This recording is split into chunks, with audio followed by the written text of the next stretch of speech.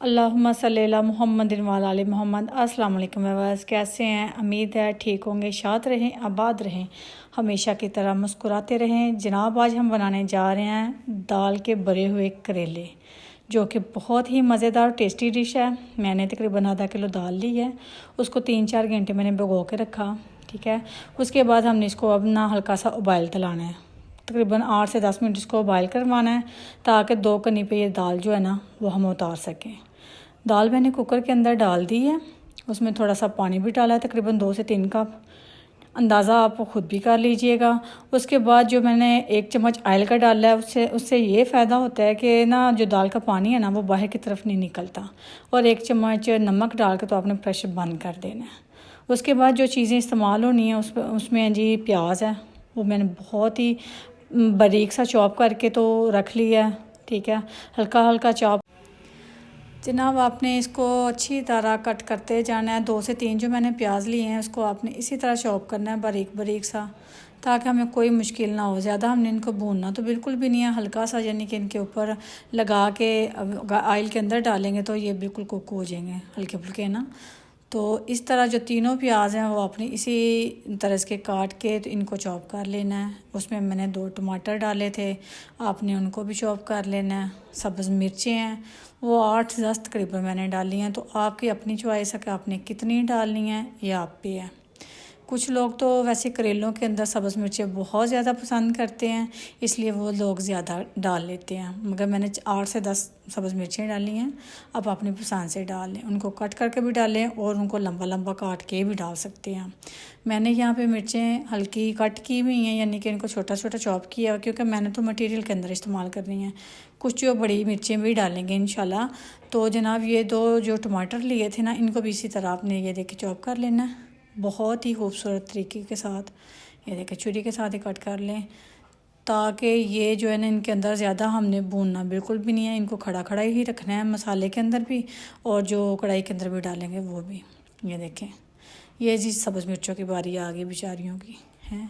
आपने इनको जो 8-10 मिर्चें हैं ना इसी तरह आपने चॉप कर लेनी, ज़्यादा ना मोटी हों ना ही ज़्यादा बारीक हों, ताकि मुँह के अंदर हर बाइट के अंदर जब आए ना मिर्च का एक टेस्ट आना चाहिए। और करेले के साथ तो मिर्च का वैसे भी बड़ा अच्छा कॉम्बिनेशन है। ये देखें, इस तरह सारी आपने काट लेनी है। 8-10 तकरीबन मिर्च हो जाएगी हमारी। ये भी काफ़ी स्पाइसी होती हैं, मगर बच्चे जो ज़्यादा पसंद नहीं करते, इसलिए उनके लिए अलहदा से आप बड़ी बड़ी डालें ताकि वो निकाल भी सकें। ये देखें जी, इनको इसी तरह आपने चॉप कर लेना है।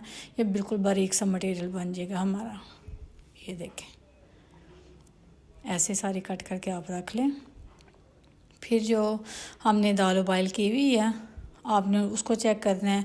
2 कनी पे या 3 कनी पे रह गई है तो आपने जनाब उनको उतार लेना है। ये देखें हमारी माशाल्लाह कटिंग कितनी प्यारी हुई है ये सारी चीज़ों की। यह दाल जो है ना मैंने बॉयल करके निकाल ली है, अभी भी गर्म है। गरम गरम दाल जो आप किसी खुले बॉल में डाल लें, ताकि इसको थोड़ा सा ठंडा करके हम इसके अंदर जो मसाला चाहते हैं ना वो डालेंगे। गरम गरम के अंदर नहीं डालेंगे, अगर गरम में डालेंगे तो वो पानी छोड़ देगी। ये जो सब्ज़ मिर्चें हमने काटी थी, आधी आपने इस दाल के अंदर डाल दी हैं। तो ये प्याज भी आधा इसके अंदर डाल देना है और टमाटर भी। ये तीनों चीज़ें डाल के आपने अच्छी तरह मिक्स कर लेनी है। ये ठंडी होने के बाद की वजह से ना दाल भी जल्दी जल्दी ठंडी हो जाएगी। ये देखें, अब इसके अंदर जो आपने मसाले डाले हैं ना वो आप अपनी पसंद से भी डाल सकते हैं। ज़्यादा जो खाने को शौकीन है मसाले वो ज़्यादा भी डाल सकते हैं, जो कम खाने के शौकीन है वो कम भी डाल सकते हैं। 1 चम्मच मैंने नमक डाला है, 1 चम्मच ही सुरख मिर्च का डाला है। ठीक है, उसके बाद थोड़ी सी हल्दी है और गर्म मसाले का 1 चम्मच है, धनिया पाउडर है और थोड़ी सी काली मिर्च भी डाल सकते हैं। ये आपकी अपनी चॉइस है। वैसे आपने इनको अच्छी तरह मिक्स कर लेना है। ये ठंडी हो चुकी है हमारी दाल।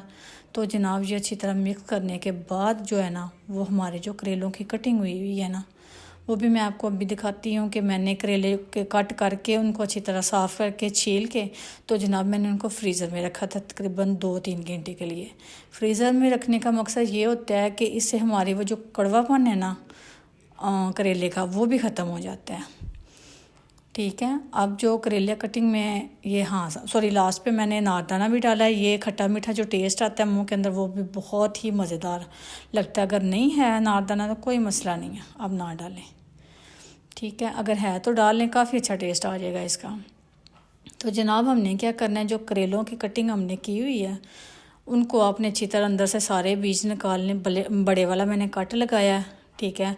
वो निकाल के तो जनाब 2 घंटे के लिए मैंने फ्रिज में रख दिया था। ये देखें साफ़ सुथरे अंदर से माशाल्लाह करेले हमारे नज़र आ रहे हैं। ये देखें इनका कड़वापन जो पानी था वो सारा ख़त्म हो चुका है। तो अब हम इसके अंदर ना मटेरियल जो हमारा ठंडा हो चुका है वो डालने लगे। आपने अच्छी तरह भर भर के इसका मटेरियल डालना है, चाहे 2 चम्मच डलें या 3 से 4 चम्मच डलें। ये करेले की मुनासबत पे है, जिस साइज़ का करेला होगा उसी साइज़ से ना आपने ये भरना सारा। ये देखें इसका जो आगे से हमने कट लगाया था वो टोटल बंद हो चुका है। जी जनाब, जो मेरी अम्मी है वो जब भी करेले बनाती थी ना तो वो इसी तरह कहती थी कि बेटा सारा दिन करेला ले जाता है, यानी कि ये इतनी लंबी डिश हुआ करती थी। मगर आजकल के दौर में कोई मुश्किल काम नहीं रह गया, जो घंटों वाली चीज़ें हैं वो अब मिनटों में आ गई हैं।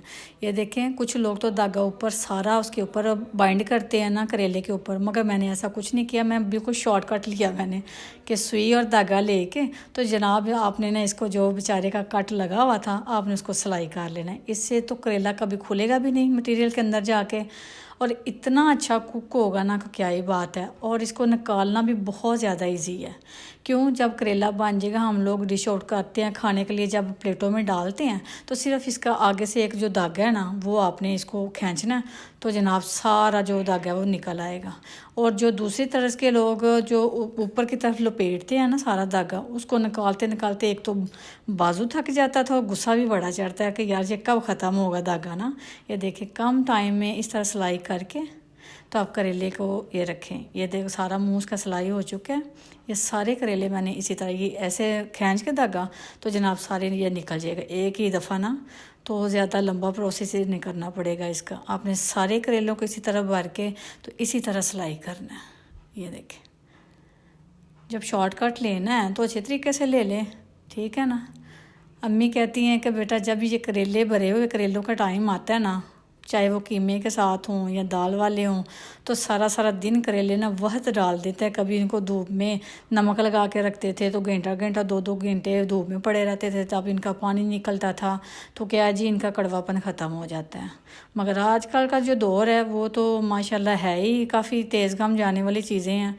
कोई 2 घंटा तो किसी ने क्या वेट करना है। इसलिए जो करेले हैं ना आपने इनको छील के तो फ्रीज़र में 1-2 घंटा रख लेना है।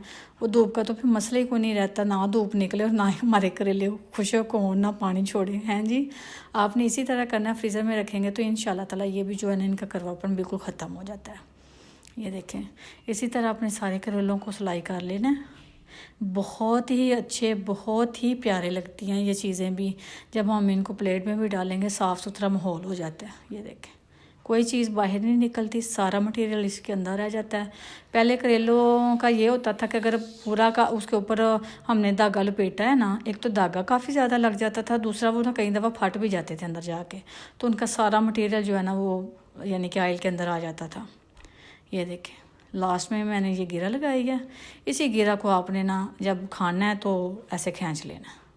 ये देखें यानी कि इसका हमने ऑपरेशन कर दिया। ये देखें करके आपने इनको रख लेना। सारे करेलों की तैयारी हो चुकी है हमारी। अब हमने जनाब क्या करना है, एक कढ़ाई के अंदर ऑयल डालना है। ऑयल उतना ही लें जिसमें करेले सारे बने, क्योंकि करेलों का जो ऑयल है ना वो बाद में किसी इस्तेमाल में नहीं आता।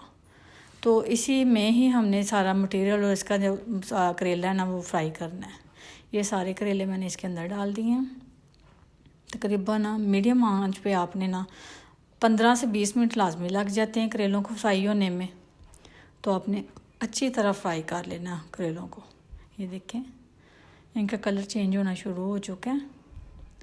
जब ये देखें कि आप अच्छी तरह गोल्डन ब्राउन हो चुके हैं, काफ़ी गोल्डन ब्राउन करना है हमने इनको, ताकि जो इनका कच्चापन है ना अंदर से भी बाहर से भी सारे पक जाए ना। ये देखें अगर आपके पास इस तरह का स्पून है तो बहुत अच्छी बात है, क्योंकि इसको उठाने में आसानी रहती है करेलों को ऊपर नीचे करने में। अगर नहीं है तो वो जो रोटी वाला हम लोग चिमटा इस्तेमाल करते हैं ना, आप वो भी ले सकते हैं। अगर हम वो चमचे की मदद से करेंगे तो थोड़ी सी टेंशन होती है, वो कभी गिर जाता है, कभी ऑयल हमारे ऊपर आ जाता है, तो इसलिए थोड़ा सा ना उसके बचने के लिए ये चीज़ इस्तेमाल करें। बहुत अच्छी चीज़ है ये भी। जनाब ये हमारे अच्छी तरह गोल्डन ब्राउन हो रहे हैं करेले। तकरीबन 10 मिनट के बाद ये निकाल लें आप। ये देखें सारे मैंने करेले जो है ना वो निकाल लिए थे गोल्डन ब्राउन करके। और वही जो घी मेरे बचा करेलों का, उसके अंदर मैंने अदरक और लहसुन का 1-1 चम्मच जो पेस्ट है ना वो डाल लिया। और आपने अच्छी तरह इनको भून लेना है, इस मटेरियल को।